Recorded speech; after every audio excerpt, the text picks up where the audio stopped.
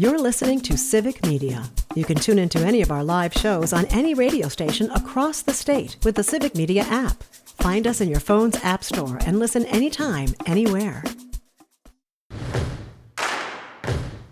What's up, everybody? This is Raised in the Woods. My name's Joel Kleefisch. I get to man this ship right into the outdoors of the great state of Wisconsin, Michigan, Illinois, Minnesota, and what am I forgetting? I don't know. I thought you were going to say shipwreck. Iowa. So I'm stuck on that right now. Sometimes it is a shipwreck, but who doesn't like to watch a shipwreck? Or that's not the saying, is it, though? I'm not sure. Hey, welcome. We're glad to have you here. This show is about everything in the great outdoors of the great Midwest, how to enjoy it, what to do while you're out there. Get your rear end off the couch and get outdoors. Take what you have outside and put it on your dinner table. And that is why this show is so fortunate to have an acclaimed French culinarian as the co-host of the show, Chef Ellie Lawton. Chef Lawton, we couldn't do it without you. Bonjour. Wow, you've been studying your French. Yeah, I got one word. Well, that's better than none. Yeah. I mean, that start. Bon appetit. Yeah. I usually say bone apple teeth. Well, I like that better. That's funny. Kind of when you hunt for your own food, I think that's probably something you could say, bone apple teeth. Yes. Megan Salazar, Megan the Salad Czar Salazar is here with us. Hey, he wrecked my ship, so I'm not a pirate anymore. Yeah. What do we use? Oh, yeah. She only has 15 stage names. Well, she is a sommelier, so sometimes we call her Megan the Sommelier Pirate. Yes, that is true. And I have something that I just decide. With Megan, I always like to just kind of decide something right off the bat and then make her come up with it. And I would like. I just think it's funny. Yes. I think that's fun. I think Megan just came up with a stage name for you. What? She can't say it on the air. Wow, you are spicy today. Yeah, I ate a lot of Mexican food recently. Did you? Okay, well, that would make sense. Sarah Marenes is here. Sarah is our homesteader, and she comes up with some pretty awesome ideas of how to homestead stuff. I don't even know what kind of category homesteading is, Sarah, but I think that it just means doing cool stuff with basic bone stuff, right? I think it's being resourceful and wanting to be able to do something on your own without having to rely on a third party. Kind of off the grid kind of stuff. Yeah. Sarah's a homesteader. She does it better. Does that rhyme? Well, yeah, that does. I wouldn't go that far. Hey, there's bumper sticker. Homesteaders do it better. Yeah. After maybe Can we 3 say that on years the of show? trying, I think so. then you do. Yeah, well, It's a lot of trial and error. Yeah, you just got to keep plugging away, and then you can say that. But But it's a lot of error. But I have to say, I've known Sarah for a long time, and she is the one person I know that has the best attitude about every single thing. So if there's anyone that can trial and error something for years, it is Sarah, because I guarantee you she faces all of this stuff with the best attitude. Oh, I'm such a words of affirmation girl. So I'm like, thank you. I'm not even joking about the fact that I don't think there's a person on earth who could dislike Sarah. Oh, for sure. I mean, listen, I will take them. I will take them on if they dislike I'll you. send them your way. You are genuinely one of the most pleasant people to be around. Do you ever argue with your husband? No, he won't engage. Well, I mean, I think. too Oh, so wonderful. you try to get him to argue and he won't argue back. Actually, Hey. Ellie got a first-hand seat to one of our biggest fights. Oh, I sure did. Oh, Well, it wasn't even a fight. should He talk just about made that. me mad, and I didn't realize I was on speakerphone. We're Oh, gonna boy. be talking about something a little later in the show that I think a fight might be brewing between the two of them, actually. So this is some hardcore Okay. gossipy drama. Oh, yes. I can't wait to talk Yeah. about this. But don't get your popcorn out. It has to Sarah do- and Tyler drama is very mild. It has to Oh, do. they're so wonderful. It has to do with the wild of the week, and Sarah's is actually unbelievable. I can't believe it. Shelby Christensen is here, and Ashlyn Whitting is here. What an exciting show this is going to be, because these two women are somewhat new to the outdoors, new to hunting. One of them, I'm not going to tell you which one yet, is new to not, wait, I'm saying this backward, is not a vegan anymore.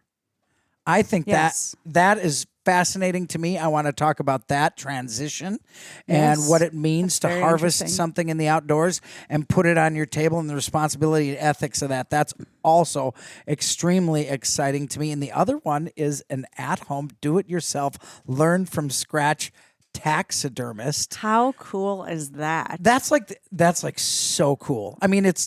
I'll be honest. It's one step away from Jeffrey Dahmer a little bit, but We're in Wisconsin. It's I okay. think it's a little bit further than a step. well, it's a couple steps away from Jeffrey Dahmer. Like, Careful, starting- you might be her next mount. Taxidermy, that is.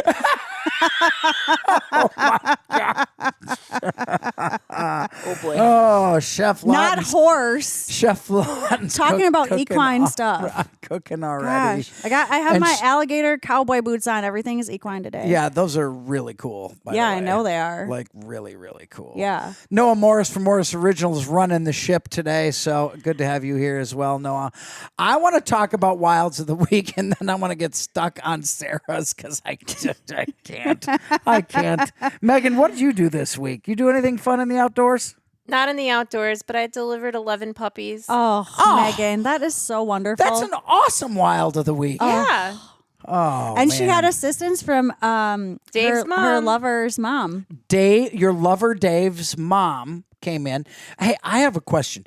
Does she know that we refer to Dave as Megan's lover, Dave? I believe so, because that's how she found out we were dating, but was by listening Yeah, to the remember show. you blew the Thank story? you. Oh, that's right. She found out because we were saying Megan's lover, Dave, on the show. Well, it's fitting. You then. had announced that Megan had taken a lover. I think it's fitting. we do have bouts of like 1923 in this show. I don't love we? it. Well, that's because it's your history. Yeah. Ouch. Yes. Hold on. I'm going to have to cover my carriage during the show. Might get rain. No, it was fantastic. Cheryl stayed up till 3 a.m. with me, delivering each one of those little puppies. And That they're is awesome. so cute. Well, duh, they're puppies. Yeah. Oh. they're What are cute. the names? I don't know. There's 11 of them. Okay. Orange collar, red collar, purple collar. All They're right. too small to have collars still. They're so lovely. That's precious. We're going to post a picture of them on Facebook. Ooh, that's on a the great Facebook idea. page. That Okay. sounds fantastic. Chef Lawton, what do you got? Well, as Megan was bringing animal life into this world, I was taking it out with my truck on an interstate. Oh, no. I was. Are you Danielle now? I yeah, was just going to say that. That sounds like Danielle. Well, it does. I was trying to spin this story so it would have a lovely ending, but it just doesn't. I cracked a turkey at about 55 miles an hour, and the turkey technically hit me, and all I saw was a big poof of feathers. And, Wow. Did it damage your truck? No. You know what? Chevy Silverados are tough. Dang. All I had was I I got thought that home. was Ford. Whoa. Slow- Easy. Everybody settle down. I drive a Cadillac truck, so I don't know, but it's old. I got home. I was very nervous to see the front of my truck because it was a big turkey. And I got home and it was just decorated in lovely feathers and a few specks of blood. Oh, that's not bad. Yeah. Well, that's a good outcome. Nobody got hurt except for that poor turkey. They're tough. I mean, Honestly, he probably buffed out and he walked away. Honest to God, though, when a turkey hits your car, because I've had that happen before, it's like an 18-pound bowling ball hitting your Yeah. car. I mean, those suckers are Yeah, they're dense. it was trucking along. They're dense. Ashlyn or Shelby, did you do anything cool in the outdoors this week? Either one of you? I did. I took my kids outside and played in the mud, and then Oh, wonderful. Yeah, we planted our beautiful little garden. How old are your kids? I've got one that's 3, one is going to be 5 on Monday somehow, and I have a Wow. 9-year-old. Wow. Well, good for you. wonderful. That sounds fun. I love playing in the mud. Yep, we loved it. I love getting mud on my clothes, and when I'm hunting, I consider it a pride. I consider it successful if I end up with blood on my clothes too. Oh. Wow. Now who's Jeffrey Dahmer? Yeah. Oh, sorry. That's one sorry, step Sarah away. Marina. Hey, I got your back. listen. Yes, you have their back. I am very, very much outmanned today. We've got an entire panel of 1, 2, 3, 4, 5 women and me.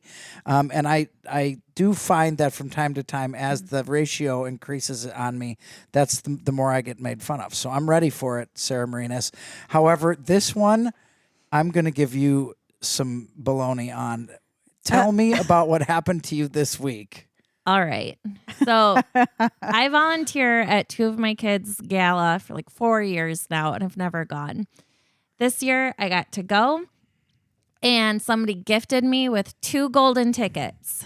And it's raffle tickets. Yeah, raffle tickets. If you win, you get to skip any live auction item, and you just get it. So I've gotten it for free. Major white elephant, kind of. Yes. Yeah. So there was a trip to Hawaii worth $9,500, and that's what my husband really wanted, a luxury vacation. I bet he did. And there were a lot of practical things for a family of 6 with 4 children. No, I know where this is Sarah. So they call my name. I black out. I go full-blown Price is Right. I'm screaming up and down, going, that's me. I'm stomping. Goodness. I saw videos. I thought I was way more classy and calm. And I look at Tyler and I said, Tyler, can I do it? He shakes his head no. And I do it anyways. What did you do? I'll take those braces. Oh, good Lord. My. Oh, Sarah, So, you and Tyler are going to have a big fight, and can you do it on the air? Oh, you've met Tyler. No. He's he so just wonderful. Said, why would be nice? Whoa, slow down. Just so the audience is clear on this. You won the top prize of the entire gala. I could have picked anything. Anything. And you chose braces. Which Braces are for your valued children. $6,000 to $8,000 over a full-scale luxury trip to the islands of Hawaii. Yes. I just want to add in that I saw Tyler before the show, and he said, Ellie, I really wanted the trip to Hawaii. And I said, well, Tyler, everybody does except Sarah. I cannot. What? So enjoy You guys, it gets worse. your It tropical gets worse. braces. Well, please tell. Peter, my second, doesn't need braces. His perfect teeth. He had his consultation today. So now what? Then I ran and got Ethan, pulled him out of school. You're like, I'm finding someone to tack these braces on. I said, try this one. I'm like, get in there. Let him take pictures of your teeth. It'll be great. My goodness. So now you're putting braces on a 5-year-old. He's 7. Okay. And there's a lot Do of they even crowding. put braces on 7-year-olds? No, but it does not. Can you get a cash voucher or something? Now No. it looks like he may It possibly doesn't need expire. braces So within 5 Ethan, years. yeah, Ethan will need them next year. Oh, so if it my saves me gosh. $8,000 next year, I'm fine with that. But just think, this year you could have been on the beaches of Hawaii. You never, Sarah, I'm going to remind you, you never look back on your deathbed and say, I'm glad I didn't do it. In this case, she will. You guys, I am the luckiest person on planet Earth because the last time I went to Hawaii, I did not pay for my stay either. And the last trip to Hawaii, you were with me. And it was amazing. It was amazing. You could have relived that. So if anybody has any connections in Hawaii that would like to gift me Wait and my a family minute. We have a connection. Now she wins braces and wants a free trip to And Hawaii, wants the Hawaii. too? for my marriage. For your your marriage. marriage. All right, I just want to be clear. Sarah's marriage will evidently fail unless she gets a free trip to Hawaii. So call in. Somebody has a connection somewhere cool, and I'm willing to go. Message us on Facebook. And I willing to can't go. even tell you how exciting it is to hunt in Hawaii. That is one of the greatest places there is to hunt. Yeah. We have such an exciting show, plus a recipe of the week, a homesteader tip of the week, and an amazing turkey hunt with my goddaughter. You're listening to Raised in the Woods. You're listening to Civic Media. Stay up to date on the latest news and information for your local community and Wisconsin by signing up for our free email newsletter. Visit civicmedia.us/email to get started.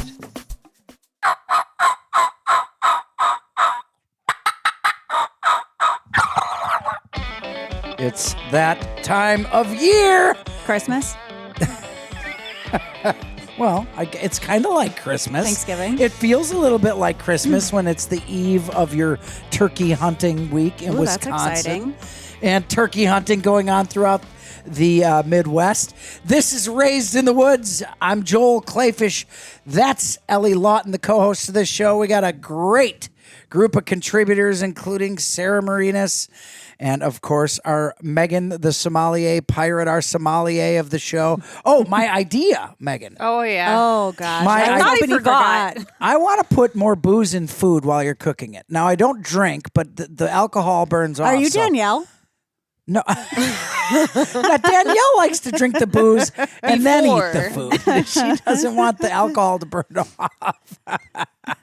Well, that's great because the recipe that Ellie's going to do today has wine in it. Okay, that was not decided on, Wow. but it is now. Megan just pulled a Wow. Joel, I think. Wow, thanks a lot. You're This welcome. is Raised in the Woods. It's your one-stop shop for everything in the great outdoors of the great Midwest, from bringing food and forage to your kitchen table, how to enjoy the outdoors, and we try to explain it in a fairly simple, enjoyable, fun way. We sure laugh at ourselves, so come along with us and laugh with us. We've got a couple of guests today that I'm really excited to get to, but first, I want to talk about my wild of the week. I had one of the most awesome, memorable hunts that I've ever had. I got to take out my goddaughter on That's her so first cool. hunt. And how old is Autumn? Autumn is 7, almost 8 years old. So wonderful. So we practiced with her with a 20 gauge shotgun in a what's called a death grip mount, which means it takes the recoil out of the gun. We used a lighter load in the gun with a red dot sight, and we had a pillow on her shoulder when she shot. yeah, Autumn and, is tiny.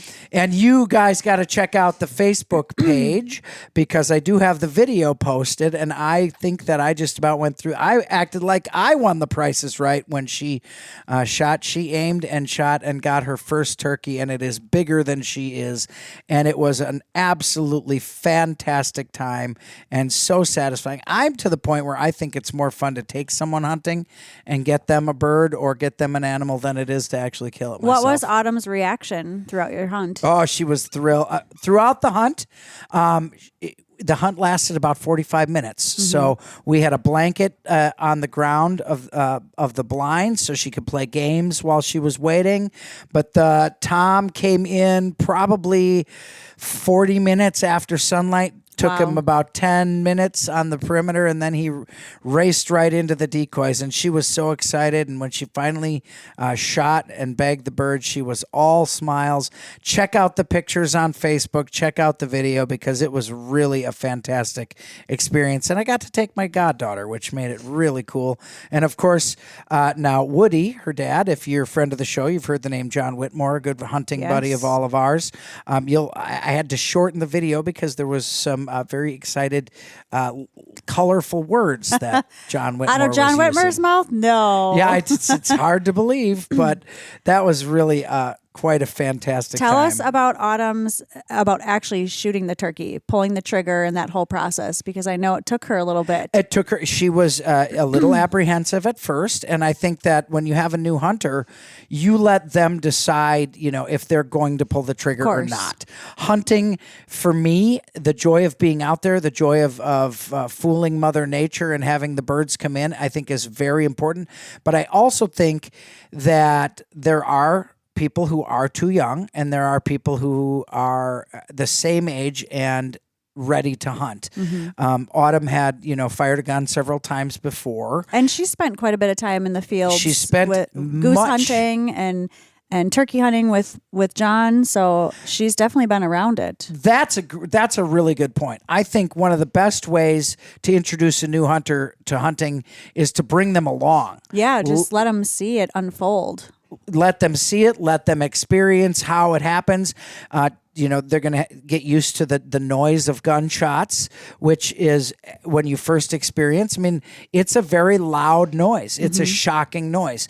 So if you start to understand and have the expectations of what a hunt really is, and with the sounds and the gravity of deciding to take the life of an animal, which is something that is very important, I think that really helps. And she had a fantastic time. I love the quick hunts with new new hunters, especially young hunters, because they're not going to lose interest. And she Yes. said right after it that she was ready to go again next year. So I'm that's really so excited wonderful. about that. Yeah, that was really fantastic. We have a couple guests today who are new-ish to hunting, and I'm pretty excited to have them here. Shelby Christensen and Ashlyn Whitting are here. And ladies, what was that first step for you as you started getting into hunting, not as kids, but as adults? Shelby, what was that like for you? You were telling me you were, later to hunting, but now you're into it. Yeah, I started hunting when I was 19, I believe. I never had any family or friends into it. This was all, I made the decision that I wanted to try it. But for years before that, I had a lot of interest in just animals themselves and taxidermy, pelts.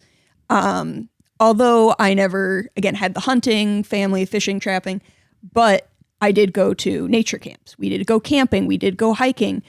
And I gained an appreciation from the outdoors that way. And I had a fascination with bones and fur and feathers. Ooh, so I have so many started questions. picking up roadkill. That was my first step of actually getting into hunting, was picking up stuff. And then I'd bury it in the yard and pick up the bones after.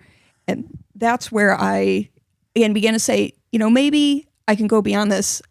I can get these specimens myself, and I can also provide food for myself doing this as well. Oh, That's so awesome. I have never heard that as an approach to getting into hunting before. Yeah, we need to get That's into this a brand a new little one. further. We're going to get into that. We're going to talk about that. And we're going to talk a little bit about your, the other thing that you do that I'm already seeing jewelry in my mind, and that's how to use what you kill to the fullest extent, which is something very important to me. And I think part of the ethics of your hunt. Oh, man. We talk about some crazy stuff. That's why this is so cool. We got our homesteader stuff coming up, and of course our recipe from the award-winning chef Ellie Lawton. This is Raised in the Woods.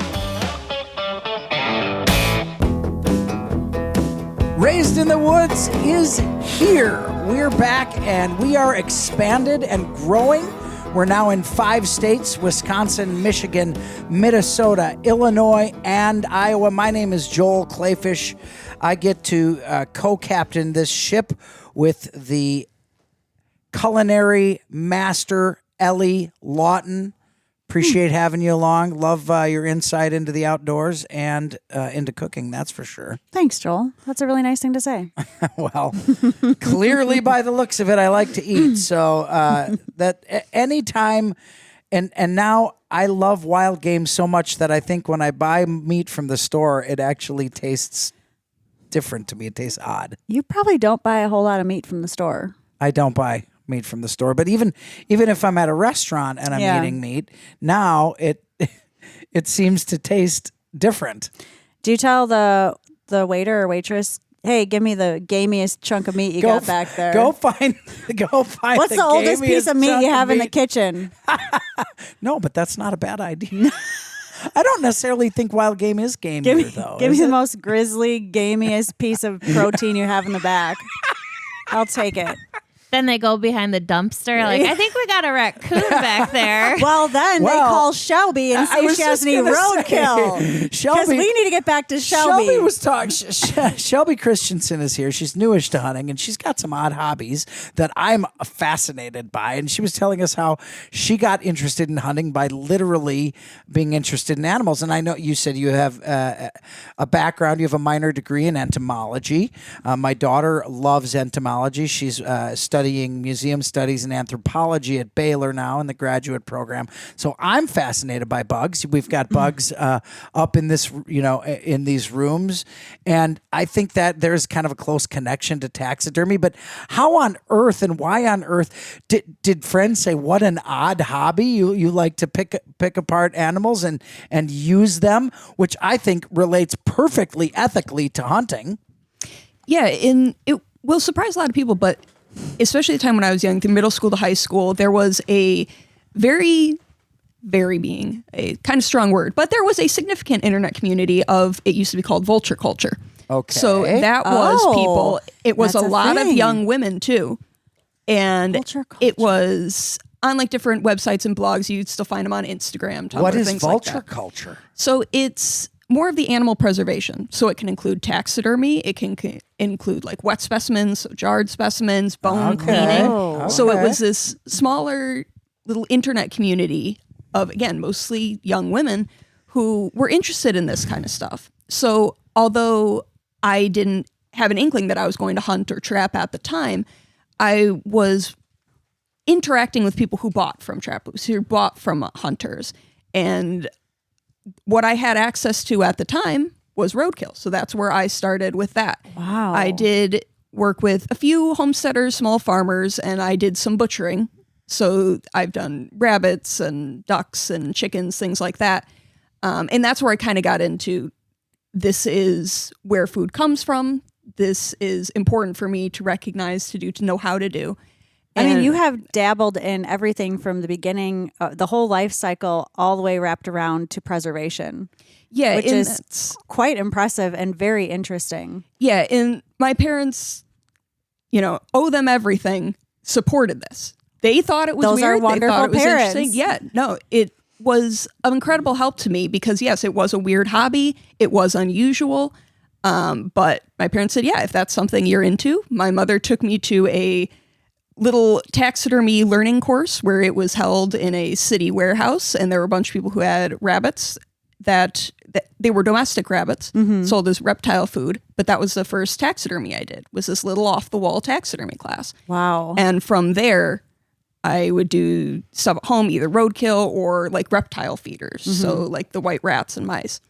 So got some experience there. That has to be kind of a overwhelming hobby to get into because there's so many different techniques. There's so many different products I'm assuming you can use. I mean, how do you, as a young adult or middle school, high school age too, how do you even decide where to start that?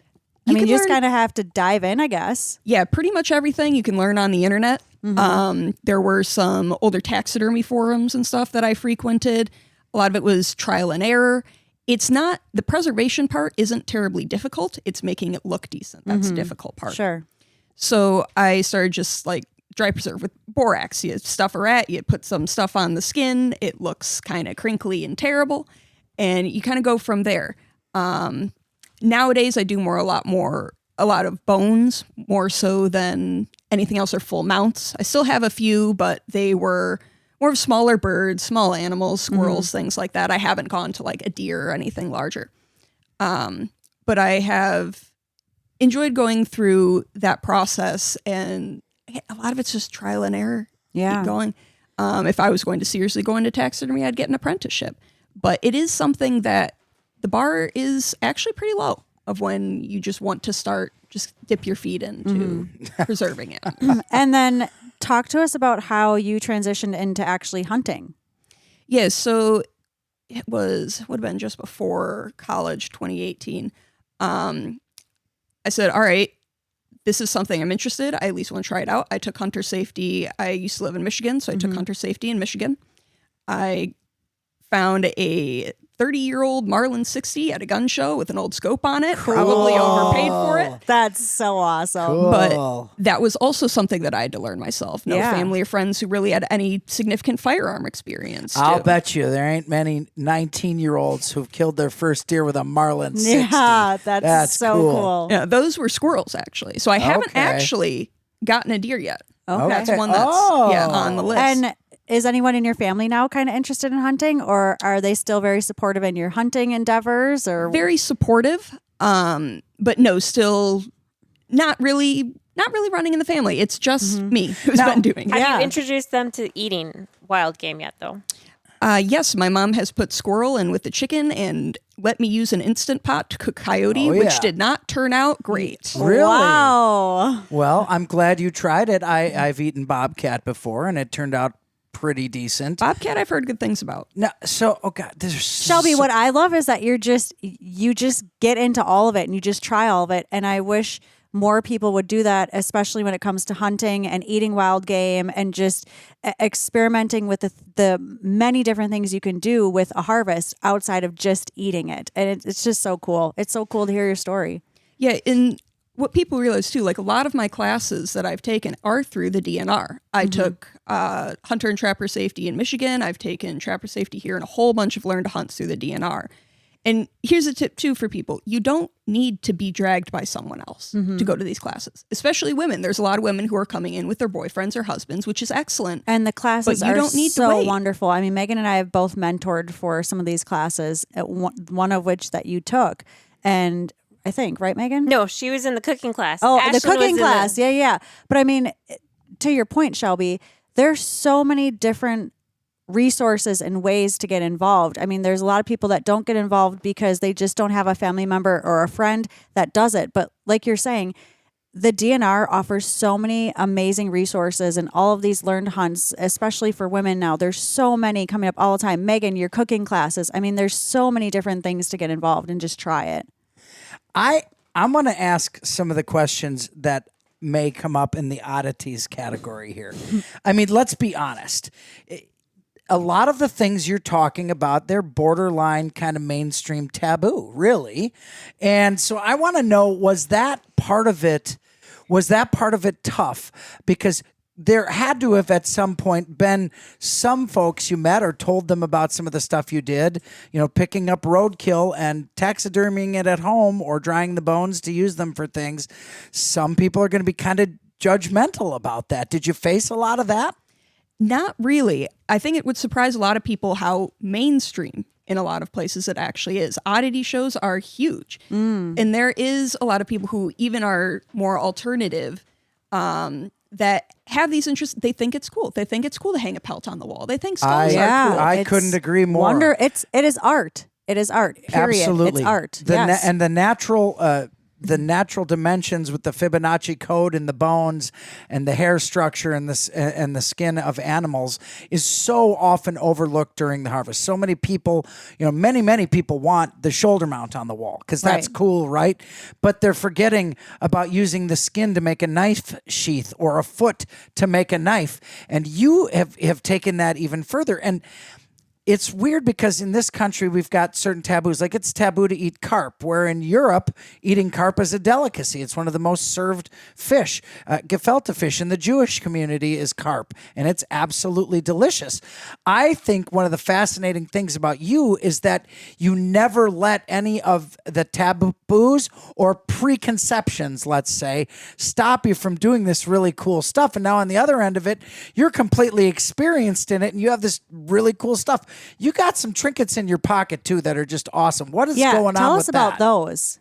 Yeah, so I brought a few things along. I brought a keychain that was made out of the foot of the skunk. So this is not actually that difficult to do. A skunk foot keychain. Is that like a lucky skunk foot, like a lucky rabbit's foot? Well, the skunk wasn't lucky, but maybe, maybe it'll bring a little luck there. But drying feet is also a big byproduct of the trapping industry in itself, you could say. And that's something that you can use some alcohol, some borax, some salt, not too difficult to do. And it lets you put another thing together. It would be so cool.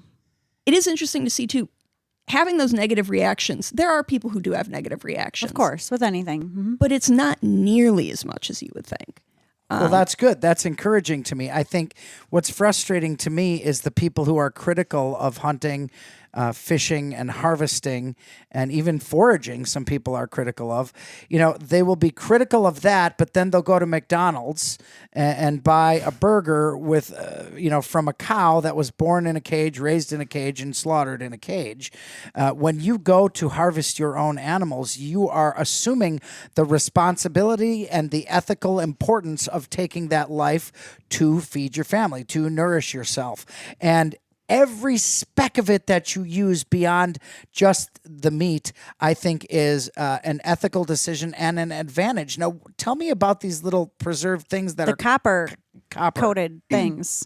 Yeah, so these are copper electroformed vertebra, and I have the beak of a duck as well. So copper electroforming. They're so cool. You're basically painting something with conductive paint, putting it in an acid bath, dissolving copper, which then sticks to the conductive paint. So it allows you to coat pretty much anything in a layer of copper. how thick that layer is, how shiny, whatever. That's all done by time and the different concentrations of chemicals that You're you've got. basically a scientist. I mean, yeah, you're basically a rocket And an artist. scientist. Yes. All at the same And time. an Yes. artist. They are very artistic things. Sarah Marenes, our homesteader, she's got something to say about this. Well, my mind is going wild because About braces? Stop. No, when you said you would bury the animals and then dig them up, we found 2 dead bunnies in our yard and we did a full-blown funeral for them. And they sang a little song. So I'm like, we should dig them up. Dig them back up and Yes, use 'em. I got to figure out all of this stuff. Do you I'm know like, where they are? Yeah, there's a cross. They had a whole funeral. Yeah, they had They a were- funeral, Joel. They Yeah. were Christian rabbits? Yes, and we did sing a few worship songs. But that's Well, you know a what they weekend say, of fun. all dogs go to heaven, so maybe rabbits do too. Of course they do. Yeah, you mentioned the cross. That is where I started with Roadkill too. When I brought him back, I would put little crosses made out of little vines and twigs That's on there. wonderful. And it was also that learning that respect. Even at that time, I had no part to play in the death of the animal. I got that respect early on to say that this was a little life and it's important and to use God the bless best you of for it. that is an awesome lesson. What a show. You think you've heard it all, and you haven't. This is Raised in the Woods. You're listening to Civic Media. Find the latest news, information, and archives of all your favorite shows on the Civic Media website, civicmedia.us. Here on Raised in the Woods, you never know what you're going to hear. My name's Joel Kleefisch. This is Ellie Lawton, co-host of the show. Ellie, where can they check out Raised in the Woods if they don't catch it live at 11 on Saturdays on your Civic Media stations? Well, if you're busy picking up Roadkill on Saturday, you can always tune in to any of our shows on Spotify, Apple, or you can go to civicmedia.us and search for Raised in the Woods. Yes, and if you're just joining us, we have one of the most fascinating topics and guests I think we've ever had on the show. It's amazing. Shelby Christensen, who started by collecting roadkill and now has turned that into she's become a hunter and harvester, and she And cooks her wild game. eats her wild game. But she doesn't just go that far. She goes so far as to use the skin, the bones of these animals. She's The a vertebrae. She self-taught has taxidermist. covered stuff that I want. We learned that she's using a form of electroplating to create this beautiful jewelry and trinkets, for lack of a better term, out of these animal bones and animal parts, and they're beautiful. Honest Yes, to God, they're absolutely that duck beautiful. bill is beautiful. Do you make jewelry with it? Yeah, so those do have the little loops on them so they can be made into jewelry or they can be put on a keychain. And that's really what I aim to do with it. Copper electroform jewelry, you'll see a lot of it that people use crystals and shells, and there are some bones, and I think there should be more bones. Yeah. So I also No have, bones about it. there are some pieces, like I have some deer vertebra, which are much bigger, Of but you course. can still wear as a necklace. But it's something, it's wearable, it's interesting, it's something that'll start conversations. Definitely a conversation starter. I mean, you're sitting in the studio. You can tell I like cool stuff that starts conversations. I don't know if there's anything as cool as the stuff that you've made, though. That's just, I mean, that's I'm fascinating. like sitting to here me. thinking of all the ways I can like wear the stuff you make, like the deer vertebrae, like on a scarf slide. Oh yeah, That'd be so cool. that would be very cool. You could make bolos out of it. You could make. I'm wearing the tooth of a bobcat I harvested. I thought that was your tooth. No, It's but I guess not. that would. You know, I had a wisdom tooth pulled. I could make that into jewelry, probably. Yeah, you should. Yeah, this is This is absolutely fascinating. I would put them in a garden. Like I would want them Oh. as the little pathway. Like wouldn't that be so Oh. pretty? That would be really cool. And different vertebrae or different items could be like, okay, that's what I put for my tomatoes or your herbs. I think that would be so Sarah, cool you might be for onto the green something. and copper. So You I could think we have- could all agree that you could pretty much do anything with them. Yeah, you could have little small animal vertebrae be the buttons on a shirt. We're gonna have Noah grab some pictures so we can post them on our Yeah, Facebook we'll page post them on because they're Facebook. just so unique. I when you pull them out of your pocket, before the show. I was like, what is that? We need to all have these things. Yes, she They're makes so cool. this beautiful copper jewelry and ornamental pieces out of the animals she harvests. And that, like we've talked about so often on the show, use everything from your harvest that you can. Understand the gravity of taking the life of an animal and use it. Speaking of using weird things to make cool stuff, Sarah Marenes, our homesteader, is here, and she's got a homesteader tip of the week. What have you got, Sarah? This one's controversial. I do Oh, get I not doubt even. it. If you've got a nice yard, it's controversial. Okay, let's hear it. We belong in the country. We have one of Yes. those yards. Just bikes everywhere, an RV, 15-passenger van. We don't have a classy yard. But we also have a lot of dandelions that I love. And me too. we use them. We pick Yes. them and we use them for everything. And in the spring, we make a lot of tea. So we'll do Yes. a dandelion root tea. Which Dandelion root. is very, Yeah. very good for you. It is. It's packed with a lot of vitamins, minerals. It's good for your digestion. And then we also have a mint plant. That thing, you cannot kill mint. No. That'll just pretty keep hardy. growing. Yeah. So we've been making a lot of tea in our So how do you house. do that? Tell us how you do it. Nothing fancy. I just send my kids out and say, collect the dandelions. And then we get a big pile, leave it outside for a day or two So wait a minute. Why are you leaving it outside? to dry it. Oh, you want it dried? Yeah. So So it's you like dry it dried just tea by leaves. leaving it outside, like on a pan or something. You don't Yeah. put it in a dehydrator or anything. No, that would be smart if you have that kind of time. So Go for it. dandelion root. So you're not using the leaf or the flower, you're using the root of the dandelion, Mm-hmm. and then and mint, which grows, and mint grows quite a bit of it Aggressively. grows Yeah. wild I love in mint. Wisconsin. I come across mint quite a bit. Yep.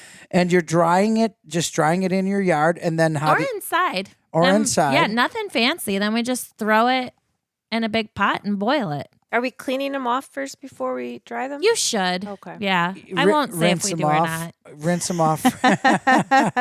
We don't put Roundup in our yard or anything. Yeah. So we Well- just think, it's dirt.